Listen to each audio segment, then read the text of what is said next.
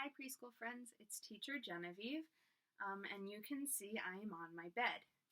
I am going to read a story that's really great for rest time or for quiet play and you want to just hear a story. I want to read Winnie-the-Pooh with you. It's one of my very, very favorite books. And maybe some of you have read these stories before. But this is a video that if you want to watch, you can watch, or you can just listen. And I will read one chapter in each video. So there will be more than one video of me reading this book. So I want to show you the first picture, but then it's just listening. Who do you think that is? Who do you think that is? Let's find out. So I'm going to get cozy on my bed, and I will read you Winnie-the-Pooh. Chapter 1, in which we are introduced to Winnie-the-Pooh and some bees, and the stories begin. Here is Edward Bear, coming downstairs now, bump, bump, bump on the back of his head, behind Christopher Robin. It is, as far as he knows, the only way of coming downstairs, but sometimes he feels that there really is another way, if only he could stop bumping for a moment and think of it. And then he feels that perhaps there isn't. Anyhow, here he is at the bottom and ready to be introduced to you, Winnie-the-Pooh. When I first heard his name, I said just as you are going to say, but I thought he was a boy. So did I, said Christopher Robin. Then you can't call him Winnie. I don't. But you said, here, he's Winnie their Pooh. Don't you know what there means? Ah, yes, I do now, I said quickly, and I hope you do too, because it is all the explanation you are going to get. Sometimes Winnie-the-Pooh likes a game of some sort when he comes downstairs, and sometimes he likes to sit quietly in front of the fire and listen to a story. This evening, what about a story? Said Christopher Robin. What about a story? I said. Could you very sweetly tell Winnie-the-Pooh one? I suppose I could, I said. What sort of stories does he like? About himself, because he's that sort of bear. Oh, I see. So could you very sweetly? I'll try, I said. So I tried. There's another picture.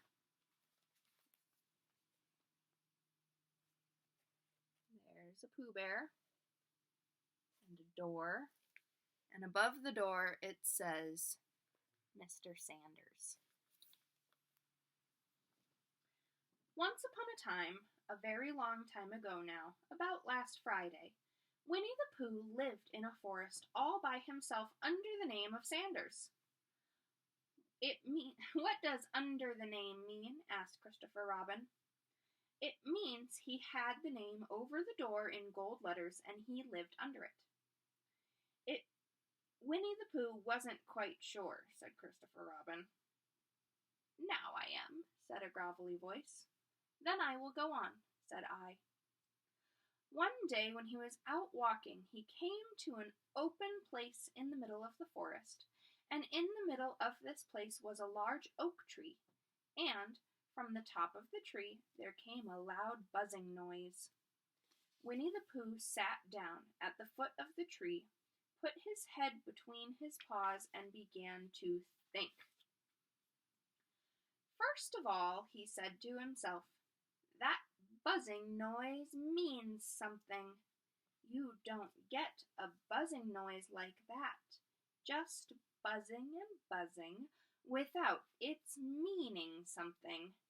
If there's a buzzing noise, somebody's making a buzzing noise, and the only reason for making a buzzing noise that I know of is because you're a bee.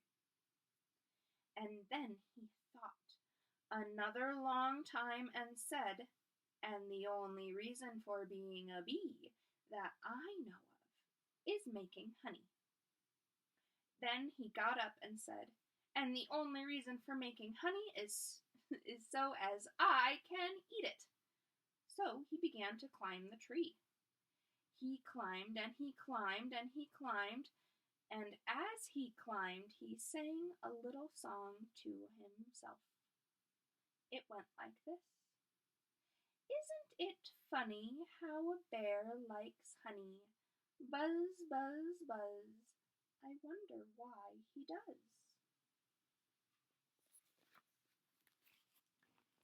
Here's Winnie-the-Pooh. And here he is climbing a tree.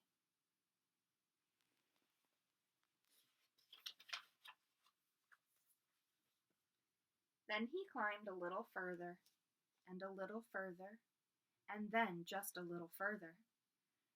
By that time he had thought of another song. "It's a very funny thought that if bears were bees, they'd build their nests at the bottom of trees. And that being so, if the bees were bears, we shouldn't have to climb up all these stairs." He was getting rather tired by this time, so that is why he sang a complaining song. He was nearly there now, and if he just stood on that branch, crack! "Oh, help!" said Pooh, as he dropped 10 feet on the branch below him. "If only I hadn't," he said, as he bounced 20 feet onto the next branch. "You see what I meant to do," he explained, as he turned head over heels and crashed onto another branch 30 feet below. "What I meant to do? Of course it was rather," he admitted, as he slithered very quickly through the next 6 branches. "It all comes, I suppose," he decided, as he said goodbye to the last branch, spun around 3 times, and flew gracefully into a gorse bush. "It all comes of liking honey so much. Oh, help!" He crawled out of the gorse bush, brushed the prickles from his nose, and began to think again. And the first person he thought of was Christopher Robin. Here's Winnie-the-Pooh falling out of the tree, and there he is climbing out of the gorse bush. And you can see he has little prickles on his nose and on his back. How do you think that felt to fall out of that tree? "Was that me?" said Christopher Robin in an odd voice, hardly daring to believe it. "That was you," said I. Christopher Robin said nothing, but his eyes got larger and larger, and his face got pinker and pinker. So Winnie-the-Pooh went round to his friend Christopher Robin, who lived behind a green door in another part of the forest. "Good morning, Christopher Robin," he said. "Good morning, Winnie-the-Pooh," said you. There's Christopher Robin's house.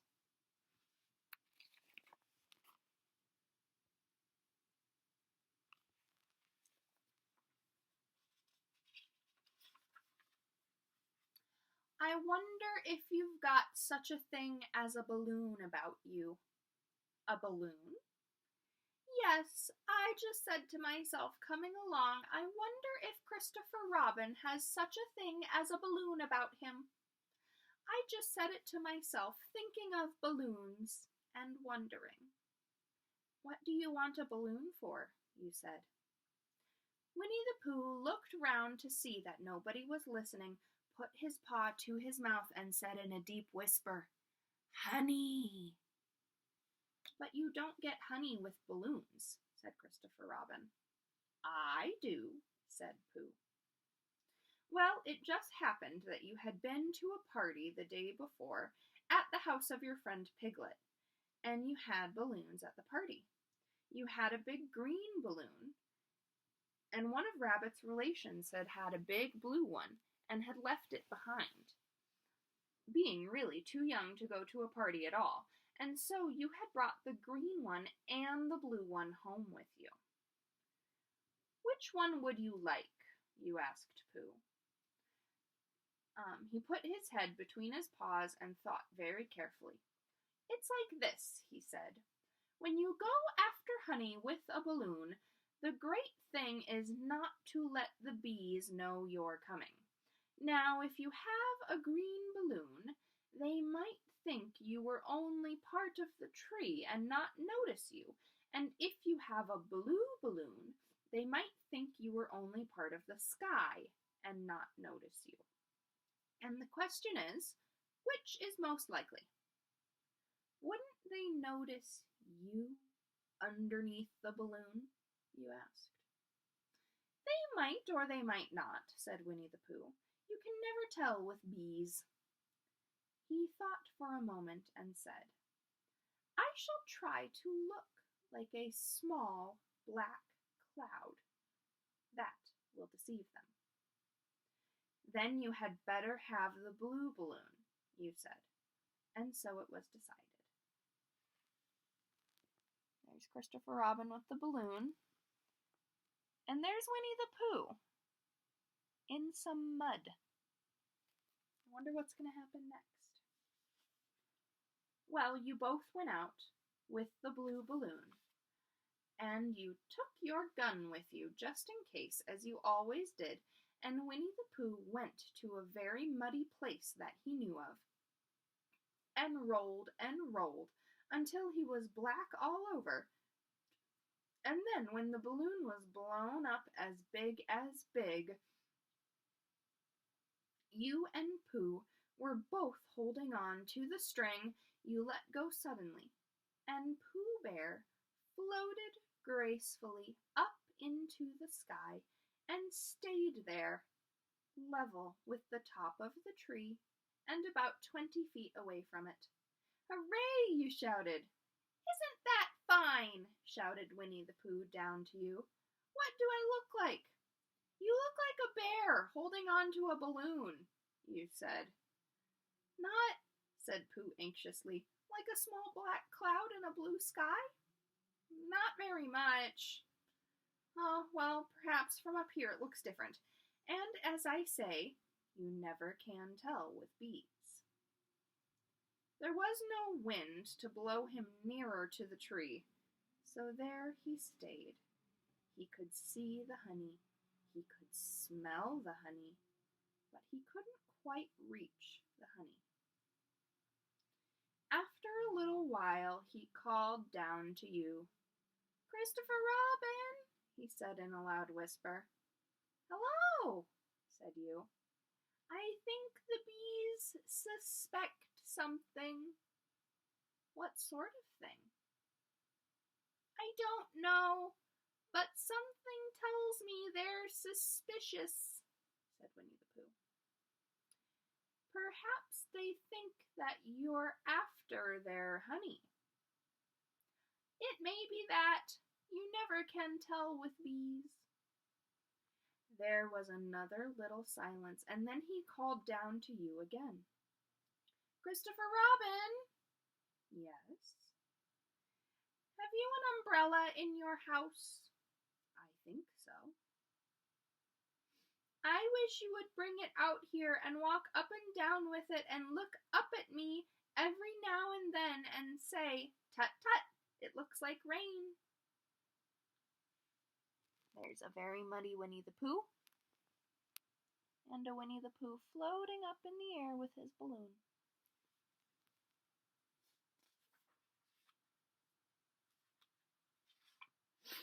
I think if you did that, it would help the deception which we are practicing on these bees. Well, you laughed to yourself, silly old bear, but you didn't say it aloud because you were so fond of him, and you went home for your umbrella. Oh, there you are, called down Winnie-the-Pooh as soon as you got back to the tree. I was beginning to get anxious. I have discovered that the bees are now definitely suspicious. Shall I put my umbrella up? You said. Yes, but wait a moment, we must be practical. It is important. The important bee to deceive is the queen bee. Can you see which is the queen bee from down there? No, you answer. Oh, bother. Well, now, if you walk up and down with your umbrella saying, tut tut, it looks like rain, I shall do what I can by singing a little cloud song, such as a cloud might sing. Let's go. So while you walked up and down and wondered if it would rain, Pooh sang this song. How sweet to be a cloud floating in the blue. Every little cloud always sings aloud. How sweet to be a cloud floating in the blue. It makes him very proud to be a little cloud. The bees were still buzzing as suspiciously as ever. There's Christopher Robin with the umbrella. And there's Pooh Bear up in the sky with his balloon. Some of them indeed left their nest and flew all round the cloud as it began the second verse of the song, and one bee sat down on the nose of the cloud for a moment and then got up again. Christopher, ow, Robin, called the cloud. Yes? I have just been thinking, and I have come to a very important decision. These are the wrong sort of bees. Are they? You ask. Quite the wrong sort. So I should think they would make the wrong sort of honey, shouldn't you? Would they? You ask. Yes, said Pooh Bear. So I think I shall come down. How? Asked you. Winnie-the-Pooh hadn't thought of this. If he did let go of the string, he would fall bump, and he didn't like the idea of that. So he thought for a long time, and then he said, Christopher Robin, you must shoot the balloon with your gun. Have you got your gun? Of course I have, you said, but if I do that, it will spoil the balloon, you said. But if you don't, said Pooh, I shall have to let go, and that would spoil me. When you put it like this, you saw how it was, and you aimed very carefully at the balloon and fired. Ow, said Pooh. Did I miss? You asked. You didn't exactly miss, said Pooh, but you missed the balloon. I'm so sorry, you said, and you fired again. And this time you hit the balloon, and the air came slowly out, and Winnie-the-Pooh floated down to the ground. Here's a bee, and here's Christopher Robin and Winnie-the-Pooh, with Pooh Bear down on the ground and the flat balloon next to him.